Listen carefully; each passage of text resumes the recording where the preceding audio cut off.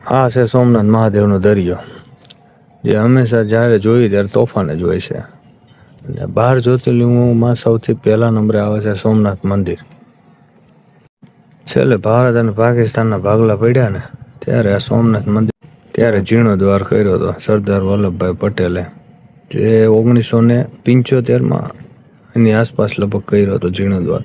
એ પછી મંદિરનો કોઈ પણ જીર્ણોદ્ધાર કર્યો નથી. સોમનાથ મંદિર 17 વખત લૂંટાણું હોય, એટલે 17 વખત નોખા નોખા રાજાઓએ બચાવવાનો પ્રયત્ન કર્યો હોય. એમાં બીજા કોઈની તો આપણને નામની નથી ખબર, પણ આ એક નામની ખબર છે, જે હમીરજી ગોહિલ કરીને જે પ્રખ્યાત છે. બધાને ખબર હશે કે હમીરજી ગોહિલ રક્ષા કરવામાં શહીદ થયા હતા. હાલો તો હવે મંદિરના દર્શન કરી લીધા. હવે આપણે ઘર બાજુ પ્રસ્થાન કરશું. પહેલાં તો આપણે આ પાર્કિંગ બહાર નીકળી જાય, પછી સીધો આપણે રાજકોટ રોડ લઈ લઈએ, એટલે સાંજે ઘરે પહોંચી જાય ટાઈમે.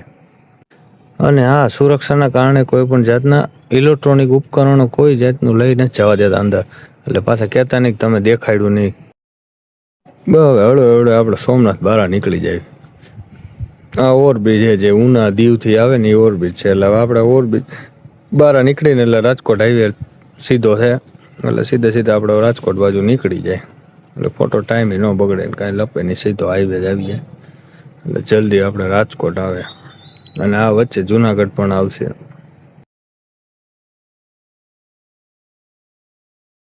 હવે પાછા ટોલ નાકા ચાલુ આવે છે. ઘર સુધી ટોલ નાકા ભર જ કરવાના. જ્યાં જોઈ ત્યાં ટોલ નાકા જ આવે.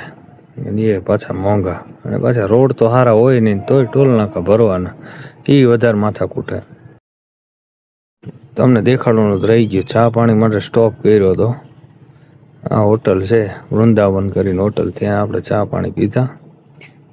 ચા પાણી પીને હવે નીકળી પાછા.